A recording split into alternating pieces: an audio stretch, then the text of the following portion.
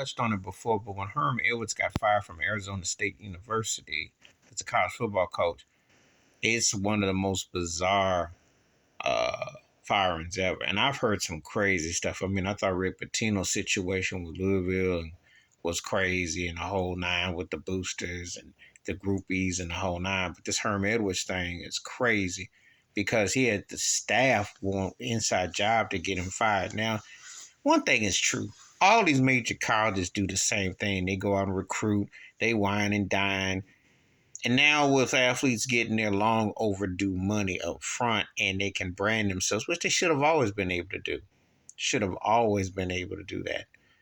But could you imagine if Archie Griffin back in the 70s had been able to brand himself? He's the only Heisman Trophy winner back to back. Imagine if O.J. Simpson had been able to brand himself. I mean, you think about people that won the award, how their careers would have been different if we knew they were getting bags, but the lettuce would have been more, from imagine that if everybody had that opportunity. But anyway, Herm Edwards, this is a very troubling situation because he could be owed a lots of money. But he also might get, it could go all the way. But it's not even about the money, it's about the principle of the matter. He'd been there for years in his fifth year, and he had a bad loss to Eastern Michigan, so they say on their thing or what have you, but they were out to sabotage him. I don't know if I ever quite recall, but I know that you can't trust nobody when there's money and power and politics. It's just all the same. Herm Edwards always come across like a clean dude, and like he always said it best, he has one of the greatest catchphrases ever. You play to win the game.